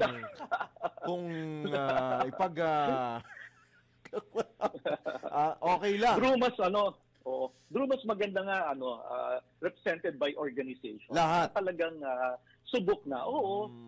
Yan sa business, andiyan ang Phoenix, no? Andiyan ang Management Association of the Philippines, no? Sa accountants and auditors, andiyan ang PICPA, ang PAMA, no? Representation, hindi yun ang paniwala ko, no? Kasi yung mga sinasabing pangalan ngayon, may mga conflict of interest sila eh. Politiko no? Conflicted rin eh. Oo. Oo, politiko rin. And also, kahit galing sa legal, medyo, alam mo na, may naging kliyente na rin sila na politiko, no?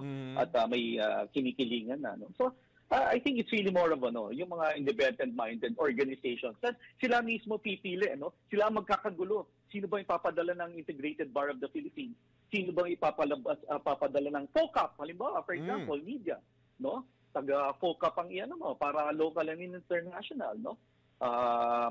Siguro ganung pag-iisip, pero napaka-importante na hindi tayo ma-distract ito sa issue na ito. Dapat immediately mag-focus ang presidente hindi lang sa paghahabol sa corruption, but also yung matagal na nating sinisigaw, no?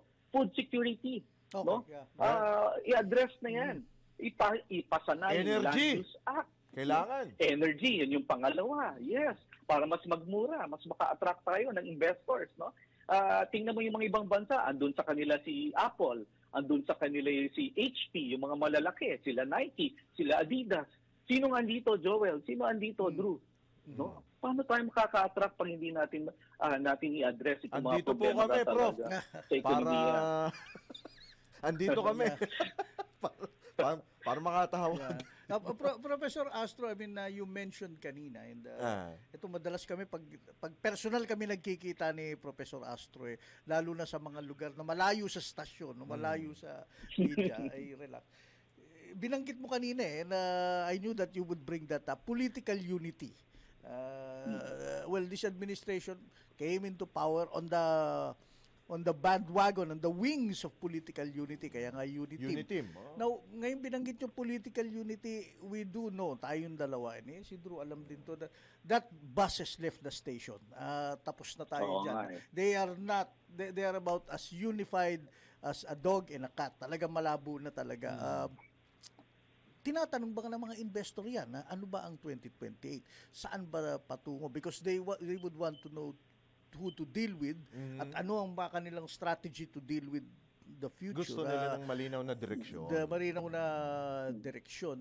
Ito ba sa mga pitch mo, sa mga, yun ang katanungan ko, sa mga, pag ikaw ay kumakausap ng mga gustong mag-invest sa ating bansa, na ano ba talaga ang, because it all boils down to politics. Lalagay ba nila ang kanilang impetus kay VP Secretary Sara Duterte or Martin? Mamumuhunan ba sila dito? Mamumuhunan ba sila dito? o kung sino man ang i-anoint ni PBBM? Or meron ba mga dark horse dyan? Na hilaw pa pero promising? Yung mga ganyan. Anong masasabi mo?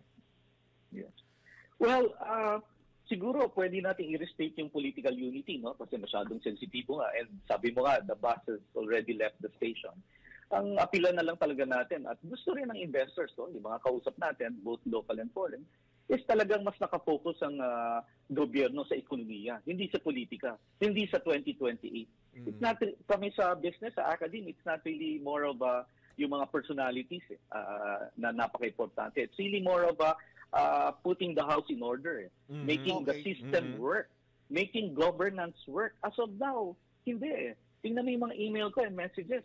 Sinishare nila yung mga experience nila. Pag-apply na lang ng mga permits, it will take them months.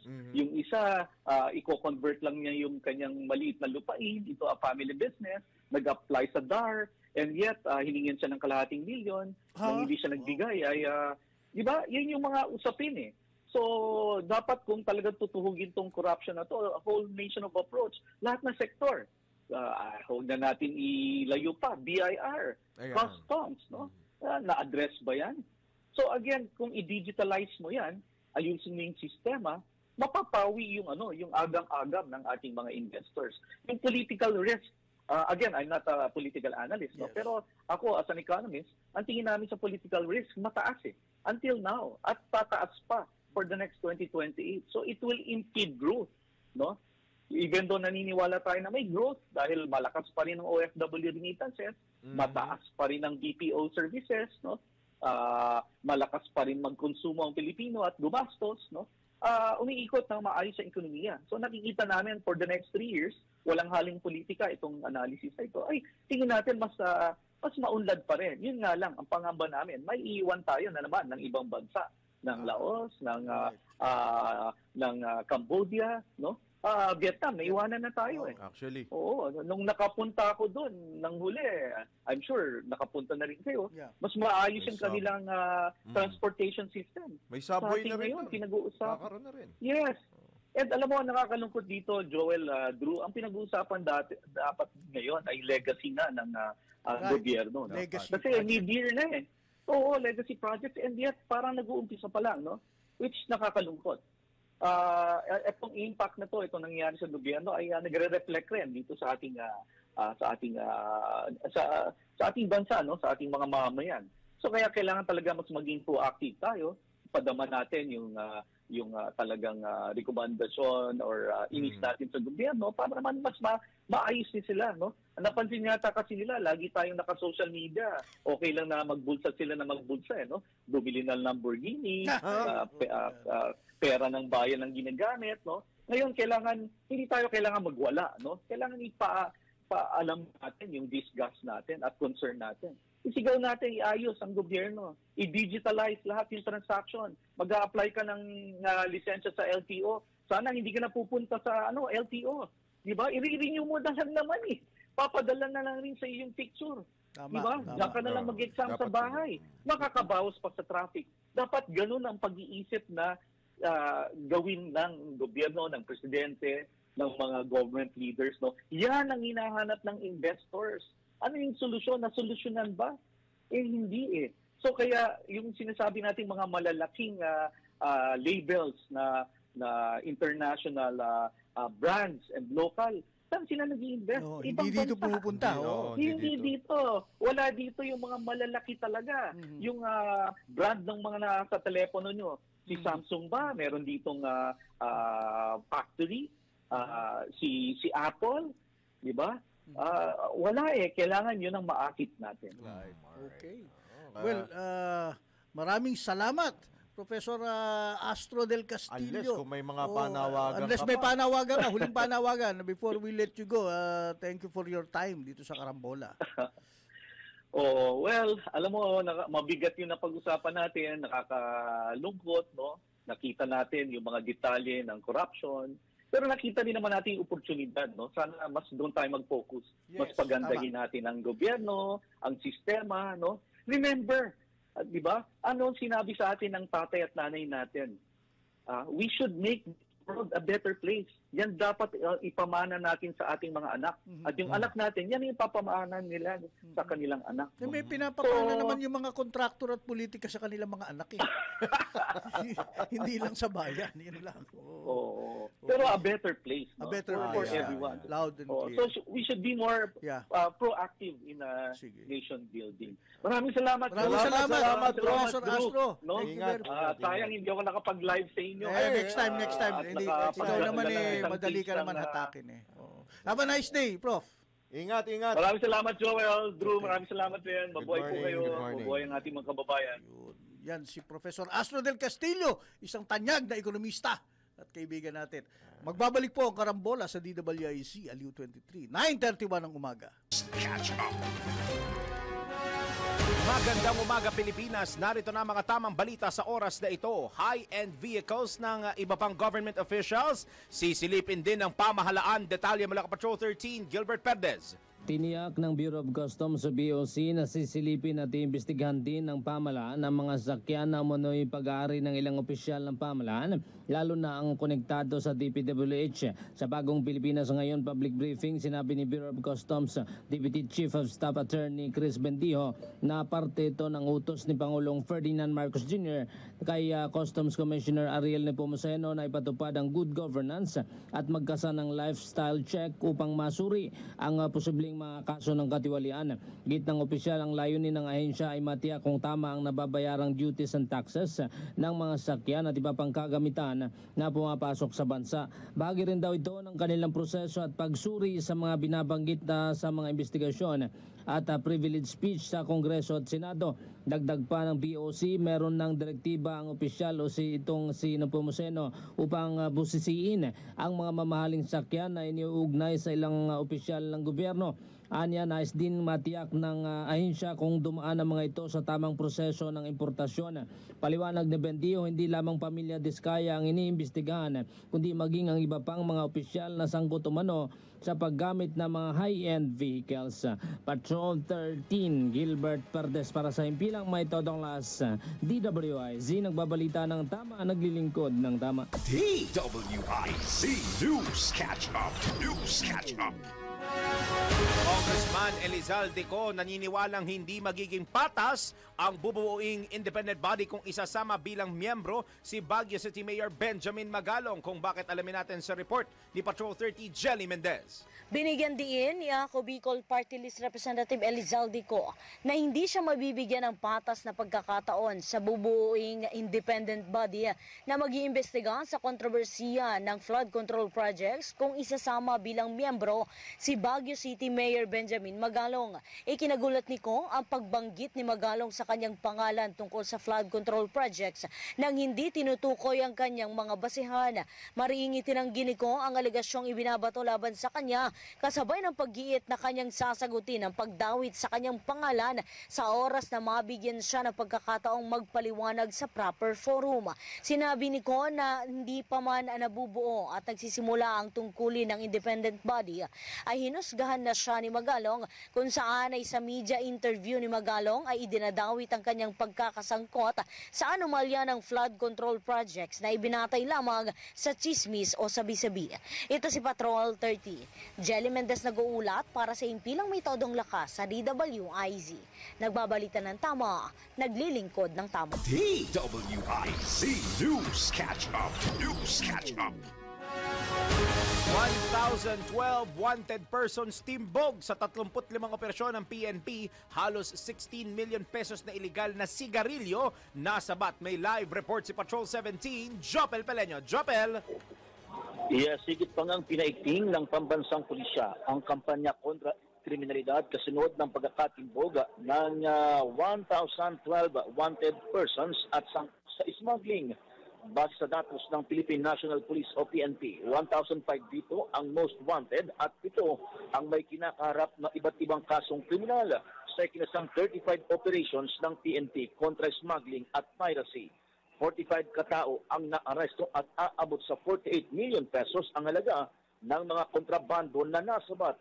September 4 nang isagawa ng Police Regional Office 12 ang pinakamalaking operasyon sa Panatan Border Checkpoint sa Pigkawayan, Cotabato, Katuwang, ang Bureau of Customs o BOC. Dito na-recover sa loob ng 2 truck ang nasa 20,000 rings o 400 boxes ng smuggled cigarettes na may halagang 15.7 million pesos.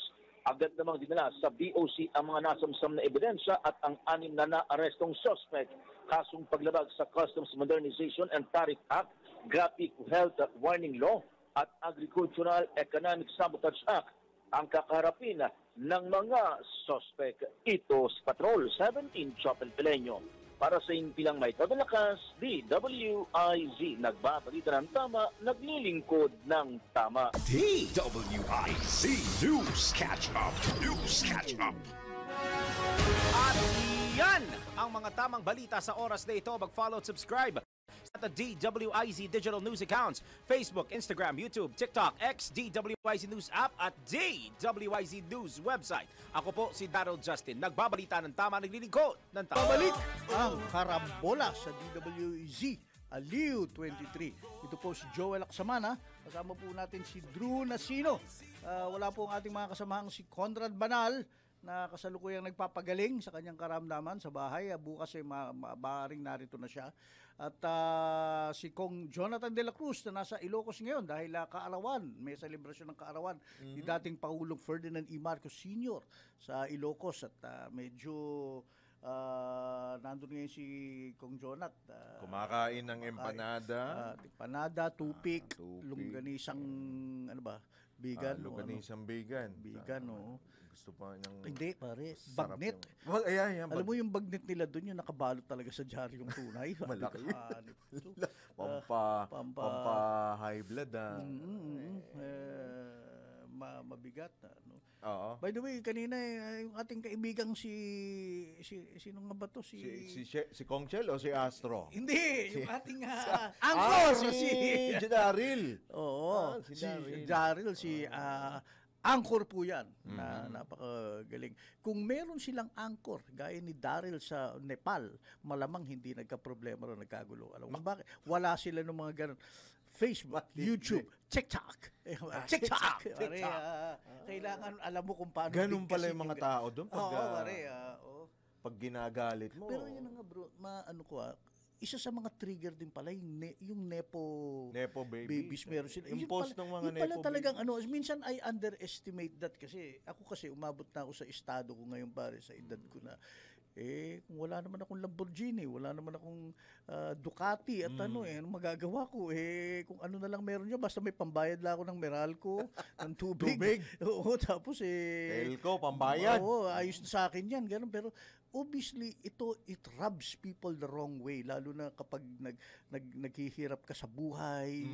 Yung bang kumakayod ka lalo na marami tayong kababayan kakain ng buong araw para kumita lang ng 500 yung ganun. Tapos yung lumayo na tayo, yung talagang middle class na nagtatrabaho ka talaga para kumita ng 20,000 o 25,000 a month, nakakaltasan pa ng BIR, yun din makikita mo yung ganito na bumibili ng Fendi na bag na 300,000. Naka-LV pa. Tapos magbabayad ng bill niya sa restaurant, magkano yun? Parang 20. Hindi, umaabot ng 200,000 o more than that. Sabi. Parang apparently yan na lalong hindi naiinis talaga lalo ang tao siguro kaya nakaka-trigger ng ganung mga reaksyon. Actually yung sinasabi nila hindi inggit yun Inis na.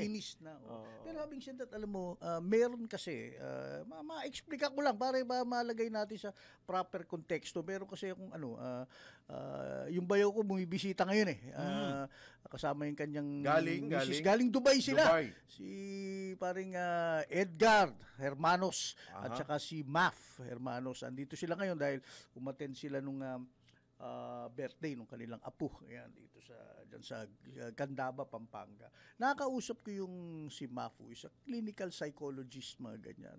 Sabi niya, one has to understand. Sa panahon ngayon kasi, lalo na sa panahon ng social media, sino ba sa atin at times hindi nagpo-post ng andito kami sa restaurant na ganito, kinukunan yung pagkain. May nakalagay pa, Or, nandito kami sa resort na ito. Dahil, bakit natin... Feeling blessed. Yan. Kasi tayo, ano ba yung saying nila sa social media, pag walang post, wala ka ron. Yun? If you're not there, something like that.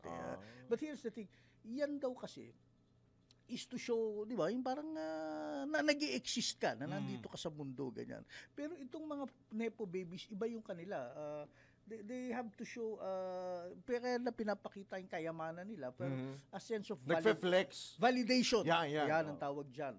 Especially na pagka pinuri sila ng mga tao, nabibigyan sila ng sense ng importansya. Now, and they have to maintain a certain image, di ba? Now, one could say na ano rin kasi naman to spectrum yan. Maaaring tawagin mo narcissism. But you could also say na baka meron silang pinagdadaanan din. Na kailangan nilang ipakita na meron ba silang problema na iniinda? Ganun, oo. ang nagkataon lang, mabuti na lang, meron silang ipapakita. Yan. At yun na nga lang, kinaiinis yun ng tao. In other extreme cases, gaya sa Nepal. Nepal, pati sa Indonesia. Ganun ang nangyari. Meron silang tinawag na wala ko lang kaya lalo na sa social media na inilalagay. And again, parang psychologically may epekto. May epekto at may pinanggagalingan niya. Okay. Matindi having yan. said that, ang hirap din depensahan dahil pag nagganyan ka ng social comparison, parang pinapakita mo na nakakaangat ako sa'yo. Ibang diyan ka lang, nandito kami, ganyan. But it doesn't help na, again, lahat ginagawa to eh. Ngayon, kahit na hindi na po babies, mga politiko, makikita mo, nandun sila sa ibang bansa, matching luggage lahat sila, na ano ba yung mamahalin na luggage? Nakatumi lahat sila, ganyan. O Rimowa. Then tapos wish you were here. Sa totoo lang, they don't really wish you were here. Okay lang. Ang masaklap lang yan, nakaka-selfie nila. Merong Alice Guo, may yung din, kaya si Alcantara pala yan. Si Henry? Hindi ko alam kung bakit yan pumunta rito. Alam ko, birthday ko. Hindi, baka sinama nga lang daw ng isang bisita. Hindi ko kilala yan. Ganon. Nangyayari yan. So dapat tayo, naiintindihan din natin yan. Pero yung mga post kasi sa social media, dito sa atin iba naman kasi iba yung upbringing sa atin Kumbaga kumpara dun sa Nepal, Indonesia, iba rin yung kultura, magkaiba rin yung kultura sa atin. Kaya may meron tayong pagtitimpi pa. 'Di ba? Siguro marahil sa kanila hindi na nakapagtimpi. Kailangan pakita talaga. Well, pero tama naman yung sinabi ni both nung ating mga panauhin kanina, both ni Congressman Chel Jokno at saka ni Professor Astro del Castillo. Na siguro bago umabot doon kailangan yung ating mga nasa kapangyarihan ay makagawa na ng mga ilang solusyon na ramdam ng tao na talagang solusyon, bro. Hindi pwede na yung band-aid. Hindi pwede band-aid. Wala. Press release, press con, yung puro general statement, motherhood statement, di ba? Hindi naman pwedeng ganun lang. The other thing, may binanggit si Astro na again, I'm trying to, that hit me home, more than the independent commission, tsaka yung mga, yan na nga, yung kung ano yung makakaramdam, yung mape-perceive na tao na tunay na may nangyayari, na may solusyon na hindi na mangyayari ito. May binanggit siyang term, ang tawag doon, legacy, 3 years na lang si President Bongbong Marcos, kailangan mag-iwan na siya ng legacy programs. Naisip-isip ko, God, ano yun? Mukhang eto na. Ito, investigasyon. Problema to Ang iniisip kong legacy, yung talagang years to come. Look, yung dating ama niya, ang mga legacy programs niya, maliba yung martial law, yan. Pero meron siya yung mga infrastructure programs, bro. Marami dito na ginawa nung panahon niya na infrastruktura na hanggang ngayon hindi pa ginagamit pa rin. Yung LRT, MRT, Angat Dam, a lot of the infrastructure bridges programs, Pantabangan Dam, yung reclamation ng buong nandyan yung cultural center, folk arts center, mga ospital, and then I distinctly remember nung kapanahunan niya merong binabanggit lagi ni Kong Jonat yung 7 legacy programs, may petrochemicals, may the coconut industry, meron tayong thriving cement industry noon, textiles and all that. Lahat yun kahit papano nalagyan niya ng infrastructure na pwedeng pinagpatuloy na ng private sector. Lahat yun nawala, of course. Now, kay President Bongbong, I distinctly remember na sinabi ni Kong Jonat, sana yung coconut. Kasi this one, andyan na coconut industry natin. Yung greening ng bansa, embedded na sa atin yan. Oo. And then sana yung sa mining, kasi yung mining, these are things na nandyan na. May produkto talaga tayo. And the other one, of course, is tourism. Yung bang hindi mo na kailangan gastusan na magkaroon ka pa ng manufacturing or something, na ito masimula na, at ito malaking impact sa ekonomiya natin sa mga kababayan Dapat natin. talaga may legacy. Now, of course, yung sinabi ni Professor Astro, yung food security, sana, yun yung matagal na dapat talaga at dapat hanggang ngayon dahil agricultural country tayo at puro tayo importation. Yes. We have to address that sana. Pero At yung energy pa. energy. Binabanggit din ni Prof. Oo. Astro. The Importante problem with rin. energy nga lang is matagal-tagal magtayo ng planta eh. Yeah. Kaya dapat yan nasimulan noon. And yung renewable energy natin, it's saksakan ng bagal insofar as yung sa energy portfolio natin. Ang nangyayari pa na yung bigay na incentives pero hindi naman ginagamit ng mga nananalo. Tsaka yung sa langis. Ayan, Yeah. importante. Yun. Right. Sa langis din. Langis, Kasi yun nga, binanggit ni Kong Jonathan nung isang araw bakit ba hindi ipagpatuloy yung, kasi maghanap pa patuloy ng geothermal, Geothermal. and other yung alternative energy na nandyan na meron tayo. But again, sana yung low-hanging fruit yung coconut industry at yung food security na pwedeng masimulan na, and that lang, magagawa mo lang yan kapag yung ito naman si Professor Astro nadulas yung mga alipores na nakapaligid sa presidente. Aawatin ko na sa Oo, medyo sabi ko, uy! Pero nasabi na niya. Pag sinabing alipores yung kanyang kabinete, yung kanyang mga sekretary dyan, they have to start moving. Kasi si presidente, ang mag-set ng direction, kayo na dapat ang ayun nga yung sinasabi ni Prof. Dapat proactive. Proactive. Proactive dapat talaga. Napansin mo yung alipores. Parang medyo frustrated na rin yung sabi ko, mukhang nasa tipping point na rin si nasa tipping Prof. point. Kasi I suppose ang kanyang pinalalabas dun, yes, yung tama ka, Sir Joel, yung mga yung presidente is on the right track, tama yung nasa niya, yung game plan, pero kung hindi naman i-implement ng mga alipores ng maayos, may problema tayo. Wala rin silbi. Yeah. Mabanggit ko lang, Boss Joel. Merong nagko-comment dito, engineer natin, si Engineer Jerry Ismaquilan. Sinasabi niya dito, bakit daw yung nagnakaw ng prutas sa katabing bahay, kinulong na. Pero eto, ay yun na nga, bilyon ang pinag-uusapan natin dito. Actually, dapat meron talaga. Sinasabi ni Congressman Chel Jokno, dapat meron. Meron dapat na managot, meron dapat makulong, at syempre, meron dapat na magbayad. Magbayad sa kanyang ginawa, o kung magkano man, o ibalik niya yung pera na sa taong bayan. Bilyon po ang pinag-uusapan natin dito. At mas malaki pa doon sa PDAP scam noong panahon ni dating Pangulo. Mas malaki ito, Boss Joel. Mas malaki yan. Hawak. Di hamak. Bilyon. Ito, kalahating trilyon Mahigit kalahating trilyon po pinag-uusapan natin dito kumpara lang doon sa PDAP scam na bilyon-bilyong piso ang alaga. At although merong nakulong, may nanagot, dito kaya ang tanong natin, sino ba? Hindi kasi PDAP scam kasi, mga developmental projects na NGO.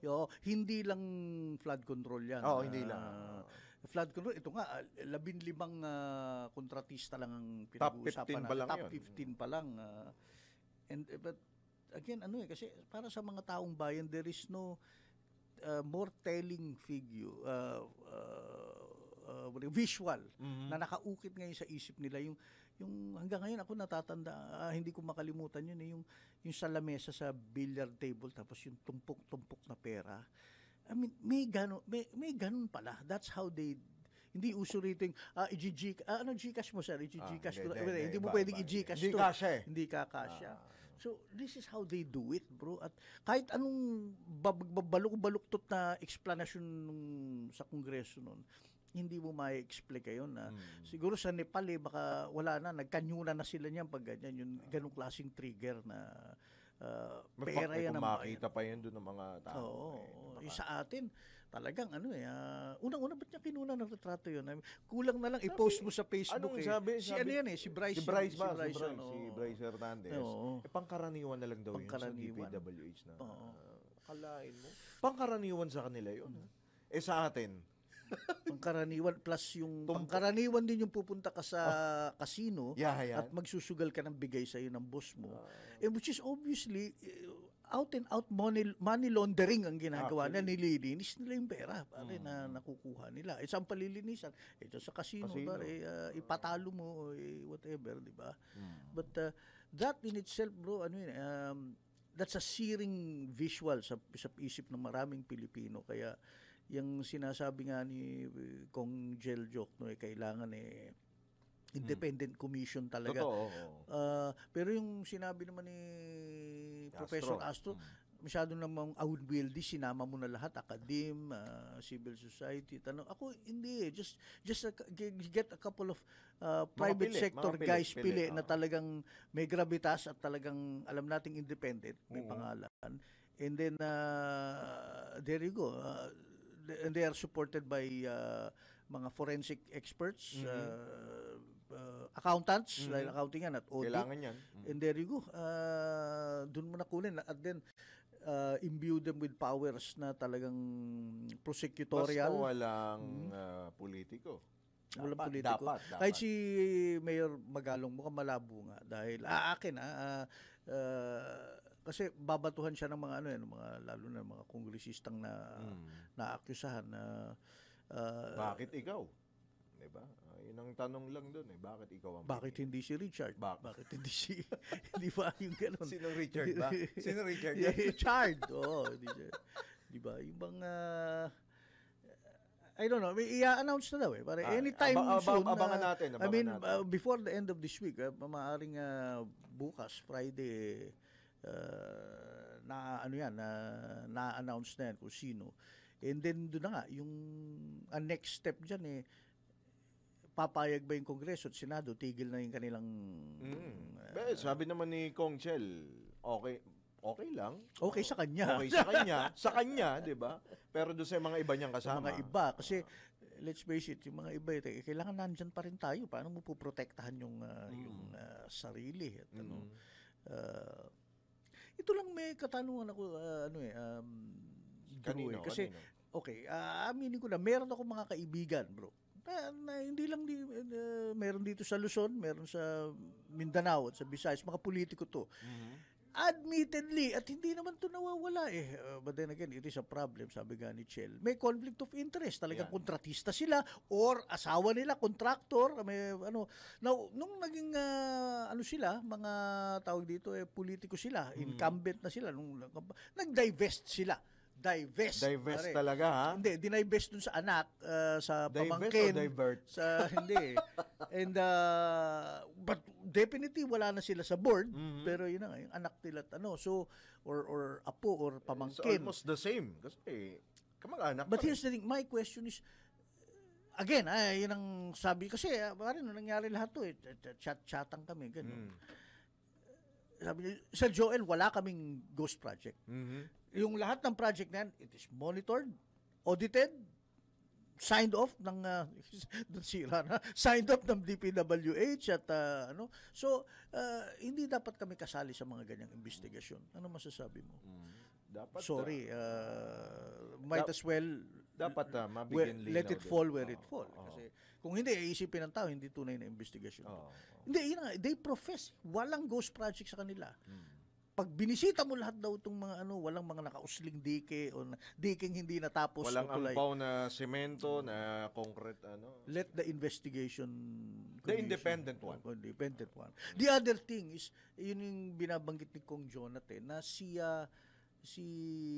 Chubibo, o siya yung tawag na, sa Karambola yung tawag na si Chubibo, si Secretary Vince Dizon, siya ang DPWH Secretary. Yun na dapat ang papel niya, na he goes around the country really as na masusing checkin kung ano yung ghost project at paano ipagpapatuloy kasi hindi pwedeng iwan na nakatiwang yan. Kawawa yung mga nakatira doon. So, how to do that? Wag na siyang sumali doon sa mga major investigation to. Investigation with regards... makibandwagon pa doon. Wag na doon. Basta yung actual, yung ghost projects at paano ito maipagpapatuloy at saan kukuha ng pondo para dyan. At kung sino man na nagkasala, kasuhan agad. Kasuhan na. At that's what the Independent Commission is all about. Kaya, having said that, Ito na po, dumating uli tayo sa oras na matatapos ang karambola, pero huwag po kayo mag-alala.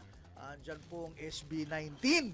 Susunod po siya. Napakaganda ng kanyang tindig. Ayan. Pero hindi po siya magsasayaw. Hindi rin kakanta. Hindi rin kakanta, bro. Isang batikan at award-winning broadcast journalist po itong susunod na makakasama po niya. Walang iba kundi si Dennis Antenor Jr. sa Randa, Pilipinas.